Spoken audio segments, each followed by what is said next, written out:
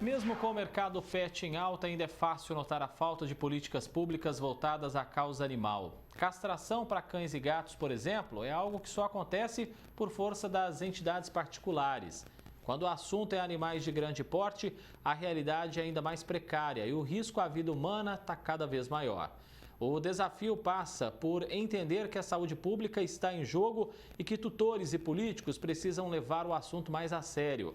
O bate-papo deste sábado vai abordar esse tema. Acompanhe. Agregando valor às comunidades, integrando a macro-região e formando opinião, no nosso estúdio, a presidente da Associação Vida Animal, Maria Cristina Dias, e no núcleo de jornalismo, o advogado Jean Alves.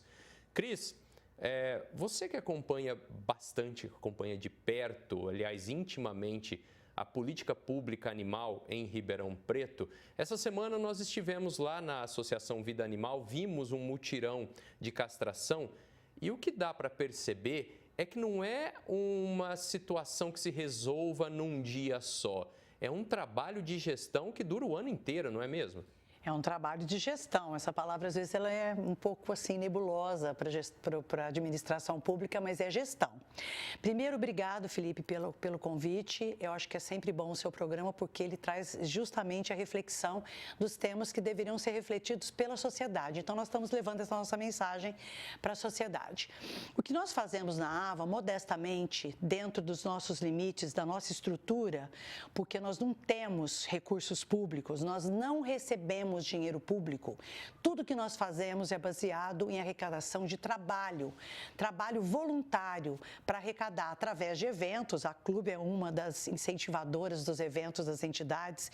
Vocês estão anunciando aí, todas as entidades vivem fazendo eventos para arrecadar, além dos nossos associados, que são pessoas que acreditam no nosso trabalho de 28 anos e eles investem todo mês uma quantidade colaborativa que eles puderem para nos ajudar e também parcerias que nós temos com empresas, com entidades, que nós conseguimos trazer dinheiro para realizar projeto. E esse que você citou aqui agora, que foi um mutirão onde nós realizamos a castração de 100 animais em um dia, todos os voluntários, 30 voluntários envolvidos, veterinários, auxiliares, as pessoas que limparam, a administração, os representantes da Associação dos Animais de Ribeirão Preto, representantes da AVA, se uniram e realizamos a castração gratuita de 100 animais na entidade.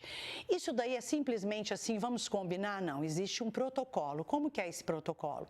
Primeiro, você precisa ter o dinheiro para isso. E daí, nós somamos força. A associação criou o projeto Vira-Lata Caramelo, uma iniciativa maravilhosa em que as entidades, as empresas, pessoa física pode colaborar doando dinheiro, os valores, né, para esta associação. E a associação, apesar de ter um abrigo com mais de 100 animais, ter que cuidar desse abrigo com alimentação, cuidados veterinários todas as vezes, ela investiu em castração. Esse dinheiro veio, chamou a AVA e a AVA executou o trabalho de castração dos animais. Nós podemos explicar melhor como é que funciona essa parceria para você depois, mas esse trabalho foi pensado, foi planejado, foi projetado. Jean, falta castração em Ribeirão Preto, aliás, falta muito, o que tem é bastante tímido. Também falta uma destinação, por exemplo, para os animais de grande porte, falta uma fiscalização, um mapeamento dos animais de rua. Agora, o que não falta é instrumento para poder responsabilizar o agente público, não é mesmo? De fato, Felipe, agradeço novamente a oportunidade, um diálogo tão importante que é a política animal para o município de Ribeirão Preto, que há mais de pelo menos 2 ou 3 décadas vem, graças ao trabalho da sociedade civil organizada, como a presidente da associação aqui é um destaque como capitã aí desse trabalho que vem da sociedade civil organizada. Mas, como você disse, e na linha do que estou dizendo, o poder público, nessa questão da gestão compartilhada, há muito tempo promete, seja do ponto de vista do executivo ou do legislativo, e nunca houve, de fato, uma política séria que implementasse um plano fixo permanente e dedicado exclusivamente à causa animal. Ou seja, a responsabilidade que deve ser compartilhada entre poder público, entre sociedade civil e entre todas as instituições e os órgãos governamentais ou não com a política animal não estão integrados, não estão articulados. Então passou da hora de unificarmos esse diálogo e implementar isso mediante uma política séria, permanente e definitiva em Ribeirão Preto. Cris, a gente olha para esse mercado pet, né, que se transformou num mercado antes de ter uma política pública para os animais e vê tudo isso com muita paixão, com muito carinho, etc. Mas tem um problema de saúde pública envolvido com isso, né? Uma população de rua muito grande. Se a prefeitura quisesse realmente combater isso, daria para fazer esse trabalho primeiro procurando as ONGs e entidades que já existem na cidade, não é? Exatamente. O Jean, por exemplo, ele falou muito bem, parabéns, ele colocou muito bem a necessidade dessa análise complexa de tudo para a gente trabalhar politicamente todos unidos numa rede, isso é perfeito. Só que o ótimo é inimigo do bom, uma amiga minha que dizia isso. Enquanto nós estamos buscando o ótimo, nós temos que ver o que é bom e o que é possível fazer. O que acontece? O município, né, o executivo, o legislativo, juntos, eles tinham que ter um olhar unificado para enxergar dentro da sociedade os pontos em que eles pudessem contar para ajudá-los a resolver o problema em relação aos animais. Que pontos são esses? Entidades como as ONGs, são muitas, eu não vou citar o nome de nenhuma aqui para eu não falhar, muitas que fazem trabalhos seríssimos, executam programas maravilhosos em Ribeirão. Tem os protetores que, independentes, sozinhos, isolados, eles executam atividades de controle populacional, de cuidados, tá? E nós temos também os simpatizantes, porque tem pessoas que elas às vezes não estão envolvidas diretamente com os animais, mas elas são simpatizantes, como empresas e pessoas físicas. O que o município tinha que fazer? Vamos construir um plano geral para ser não apenas governista, mas estadista para a cidade de Ribeirão se tornar uma cidade mais humanitária? Vamos. Enquanto isso, vamos olhar para o nosso quintal e avaliar quem pode fazer o quê, de que maneira. Tem ONGs que pode só capturar, tem ONGs que pode só castrar, tem ONGs que pode só trabalhar com adoção, tem ONGs que pode só fazer os cuidados veterinários. Então, assim, era uma questão de você chamar, dar o apoio e esse trabalho já estaria sendo feito, porque na hora que o plano estiver pronto, a cidade estaria mais preparada, o terreno estaria mais preparado para executar um plano ótimo. Nós estaríamos fazendo bom.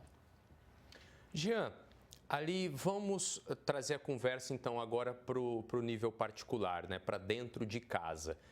A gente tem que trabalhar sempre a questão da guarda, da tutoria responsável, consciente dos animais.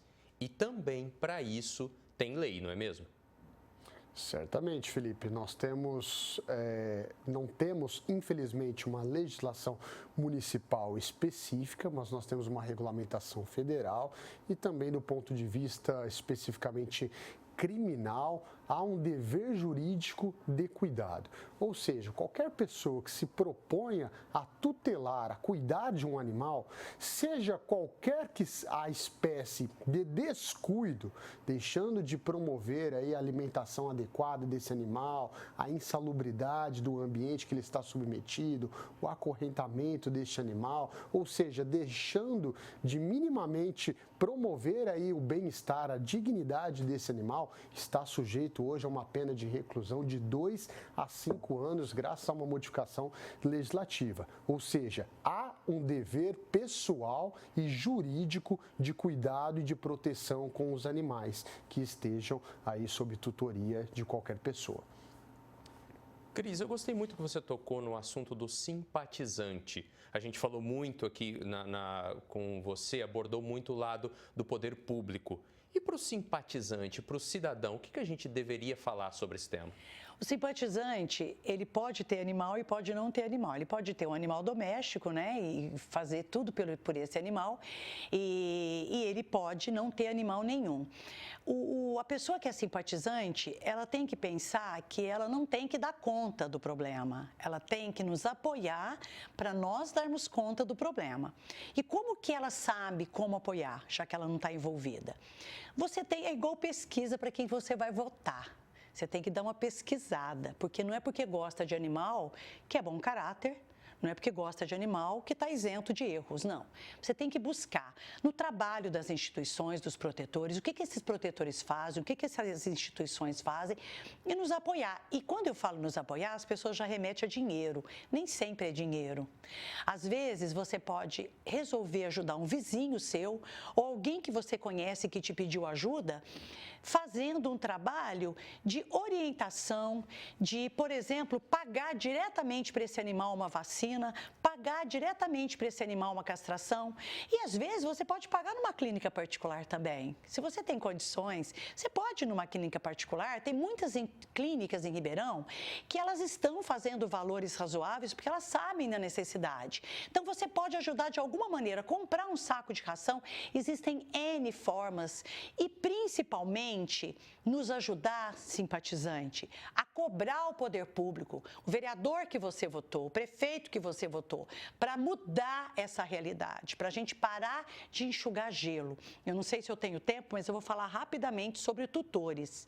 Nós temos um leque de tutores, tá? Um leque. Esse leque, ele está dividido em vários estilos de tutores. A lei, como disse o Jean, para punir os maus tratos, é o inescrupuloso, é aquela pessoa que tem um animal e acha que ele tem que ser sacrificado, ele tem que ser judiado, ele tem que ter 500 crias. Esse merece justiça. Esse merece até cadeia, tá? Isso é uma coisa.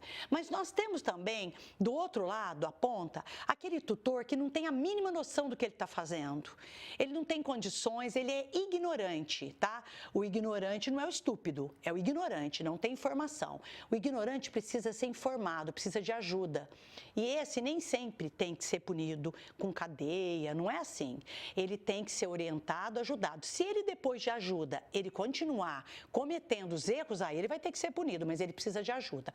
E nós temos aqui no meio 3 modelos de tutores. Aquele tutor que tem o seu animal único, não castra porque é bobagem, deixa o cachorro fazer cocô na grama do outro, se acha dono da verdade e reclama dos gatos que vão para o telhado, dos cachorros que passam na rua dele, sem entender o cenário de onde ele está. Se você ama o seu doguinho, mesmo que você não castre ele, começa a entender, para você poder respeitar a situação em que nós vivemos, porque nós vivemos uma situação de caos e uma situação social.